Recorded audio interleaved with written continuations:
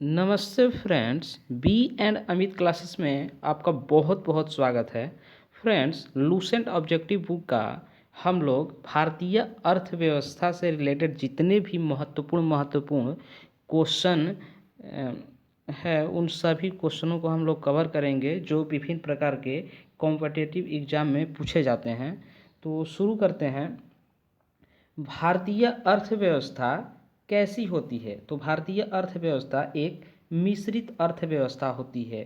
मिश्रित का मतलब सरकारी कंपनियों का भी योगदान होता है और प्राइवेट कंपनियों का भी योगदान होता है। तो भारतीय अर्थव्यवस्था एक मिश्रित अर्थव्यवस्था होती है। Option D is the right answer.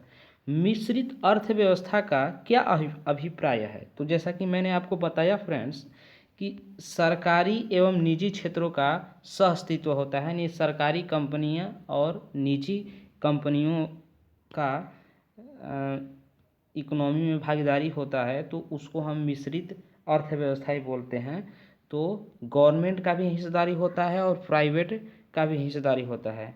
ठीक है, तो इसका राइट आंसर हो जाएगा ऑप्शन बी, सरकारी एवं निजी क्षेत्र का सहअस्तित्व। आगे चलते हैं। आर्थिक विकास के दृष्टिकोण से भारत की गिनती होती है। तो आर्थिक विकास के दृष्टि से भारत की जो गिनती होती है, भारत की गिनती एक विकासशील राष्ट्र के रूप में होती है, जैसा कि आप लोग जानते हैं फ्रेंड्स। तो इसका राइट आंसर हो जाएगा ऑप्शन सी। भारतीय अर्थव्यवस्था का कौन सा क्षेत्र सकल राष्ट्रीय उत्पाद में सबसे अधिक योगदान करता है? तो भारतीय अर्थव्यवस्था का कौन सा क्षेत्र सकल राष्ट्रीय उत्पाद में सबसे अधिक योगदान करता है? तो वो हो जाएगा तृतीय क्षेत्र। ठीक है फ्रेंड्स, तो ये तृतीय क्षेत्र सकल राष्ट्रीय उत्पाद में सबसे अधिक योगदान करता है। बंद अर्थव्यवस्था यानी क्लोज्ड इकोनॉमी वह अर्थव्यवस्था है जिसमें मुद्रास्फीति पूर्णतः नियंत्रित होती है। मुद्रापूर्ति पूर्णतः नियंत्रित होती है। घाटे की वित्त व्यवस्था होती है। केवल निर्यात होता है, न तो निर्यात नहीं आयात होता है। देखिए, यूपीएससी 2011 में पूछा जा चुका है और ये अपने आप में बहुत ही महत्वपूर्ण क्वेश्चन है कि बंद अर्थव्यवस्था वह अर्थव्यवस्था है जिसमें, यानी बंद अर्थव्यवस्था किसको कहते हैं? ठीक है, यानी बंद अर्थव्यवस्था में होता क्या है? ठीक है, तो बंद अर्थव्यवस्था में न तो निर्यात होता है, न ही आयात होता है। उसको हम लोग बोलते हैं क्लोज्ड इकोनॉमी। क्लोज्ड इकोनॉमी में न निर्यात आप कर सकते हैं, न ही आयात कर सकते हैं। आगे बढ़ते हैं फ्रेंड्स। ऐसी अर्थव्यवस्था को क्या कहते हैं जिसका शेष विश्व से कोई संबंध नहीं होता? तो जिसका शेष विश्व से कोई संबंध नहीं होता है, उस अर्थव्यवस्था को हम क्या बोलते हैं? तो उस अर्थव्यवस्था को हम लोग बोलते हैं समृद्ध यानी बंद अर्थव्यवस्था। ठीक है, जब देखिए नहीं निर्यात होता नहीं आयात होगा, तो विश्व से क्या होता है, उसका संबंध बंद हो जाता है। तो इस तरह से हम ऐसी अर्थव्यवस्था को बंद अर्थव्यवस्था बोलेंगे, यानी क्लोज्ड इकोनॉमी। ठीक है, यह सत्य होगा कि भारत को परिभाषित किया जाए। ठीक है, तो भारत को परिभाषित किया जाए, ऑप्शन आप लोग चूज कर सकते हैं। एक खाद्य की कमी वाली अर्थव्यवस्था के रूप में, एक श्रम आधिक्य वाली अर्थव्यवस्था के रूप में, एक व्यापार आधिक्य वाली अर्थव्यवस्था के रूप में, एक पूंजी आधिक्य वाली अर्थव्यवस्था के रूप में। तो इसका जो राइट आंसर हो जाएगा ऑप्शन बी, एक श्रम आधिक्य वाली अर्थव्यवस्था के रूप में। यह सत्य होगा भारत को परिभाषित करने के लिए। देखिए, बीपीएससी 2008 में पूछा जा चुका है। आगे बढ़ते हैं फ्रेंड्स। किसी देश का आर्थिक विकास निर्भर किस पर करता है? किसी देश का आर्थिक विकास निर्भर किस पर करता है? तो वो हमारा निर्भर करता है प्राकृतिक संसाधन पर भी किसी देश का आर्थिक विकास निर्भर करेगा, पूंजी निर्माण पर भी आर्थिक विकास निर्भर करेगा, और बाजार का आकार पर भी निर्धारित करेगा अर्थव्यवस्था। आर्थिक विकास एक तरह से बाजार कितना छोटा है, कितना बड़ा है, आप जिस देश में रहते हैं उस देश में प्राकृतिक संसाधन कितना है, कौन कौन से भंडार मिलता है, और पूंजी का निर्माण कैसे हो रहा है। तो ये इस तरह से उपयुक्त सभी हो जाएगा इसका राइट आंसर, उपयुक्त सभी, ऑप्शन डी। आगे बढ़ते हैं फ्रेंड्स, वैश्वीकरण, ग्लोबलाइजेशन का अर्थ है, ठीक है। ग्लोबलाइजेशन, वैश्वीकरण का अर्थ क्या होता है, तो आप लोग बोल सकते हैं घरेलू अर्थव्यवस्था का वैश्विक अर्थव्यवस्था के साथ एकीकरण, ठीक है। घरेलू अर्थव्यवस्था का वैश्विक अर्थव्यवस्था के साथ एकीकरण, ठीक है। कोई घरेलू कंपनी है और वो पूरे देश राज्य स्तरीय से राष्ट्रीय स्तरीय और राष्ट्रीय स्तरीय से अंतर्राष्ट्रीय स्तरीय में चला जाता है, तो एक तरह से उसका ग्लोबलाइजेशन हो जाता है। यही होता है वैश्वीकरण, ठीक है। तो घरेलू अर्थव्यवस्था का वैश्विक अर्थव्यवस्था के साथ एकीकरण हो जाता है, ठीक है। तो इसका राइट आंसर हो जाएगा ऑप्शन सी, घरेलू अर्थव्यवस्था का वैश्विक अर्थव्यवस्था के साथ एकीकरण, ठीक है। अगला क्वेश्चन देखते हैं फ्रेंड्स, वैश्वीकरण यानी ग्लोबलाइजेशन की प्रक्रिया से अभिप्राय है, ठीक है। ग्लोबलाइजेशन की अभिक्रिया से अभिप्राय, जैसा कि अभी हमने आपको बताया, अंतर्राष्ट्रीय व्यापार में बाधाओं को समाप्त करना, ठीक है। अंतर्राष्ट्रीय व्यापार में बाधाओं को वो समाप्त कर देता है, एक प्रक्रिया होता है वैश्वीकरण का, ठीक है। वो अंतर्राष्ट्रीय लेवल पे चला जाएगा कोई भी कंपनी, ठीक है।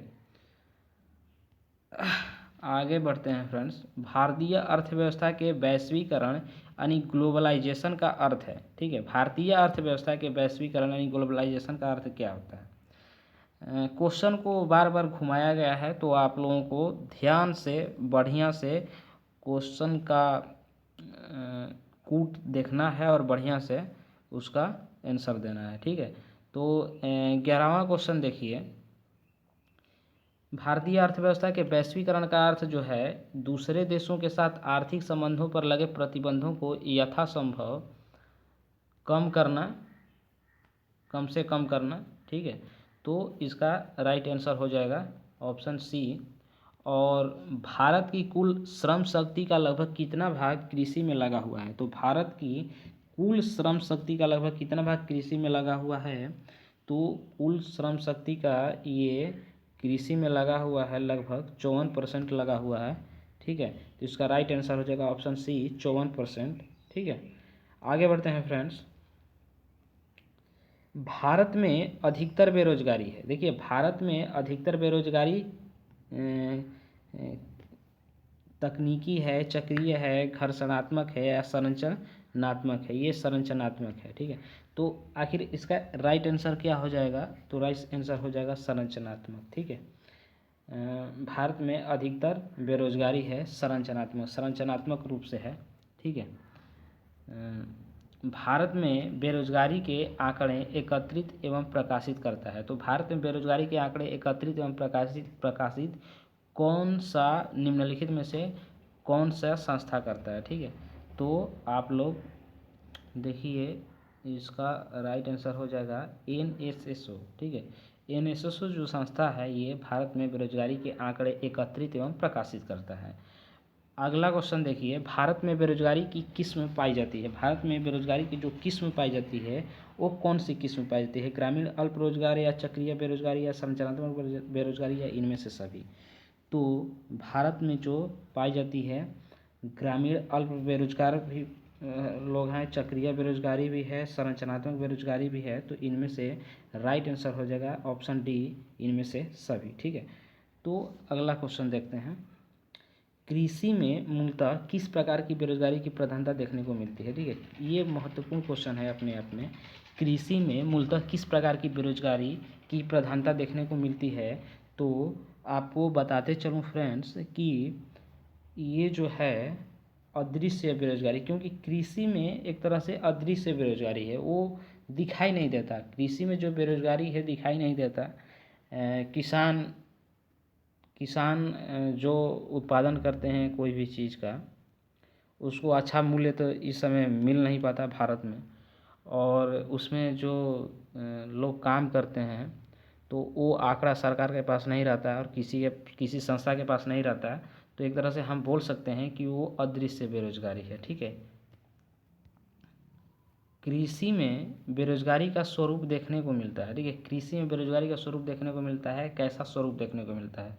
बेरोजगारी तो है, कृषि में भी बेरोजगारी है, तो वो कौन सा स्वरूप देखने को मिलता है? ठीक है, तो इसका जो राइट आंसर हो जाएगा संरचनात्मक बेरोजगारी, मौसमी बेरोजगारी और घर्षणात्मक बेरोजगारी। तीन सभी बेरोजगारी देखने को मिलता है, तो ऑप्शन डी इसका राइट आंसर हो जाएगा। इनमें से सभी ऑप्शन डी। ठीक है फ्रेंड्स, प्रच्छन्न बेरोजगारी का क्या अर्थ है? ठीक है, 18वां क्वेश्चन देखिए, प्रच्छन्न बेरोजगारी का क्या अर्थ है? तो प्रच्छन्न बेरोजगारी का अर्थ क्या हो सकता है? प्रच्छन्न बेरोजगारी का अर्थ आवश्यकता से अधिक लोगों का कार्यरत होना। ठीक है, ये होता है प्रच्छन्न बेरोजगारी।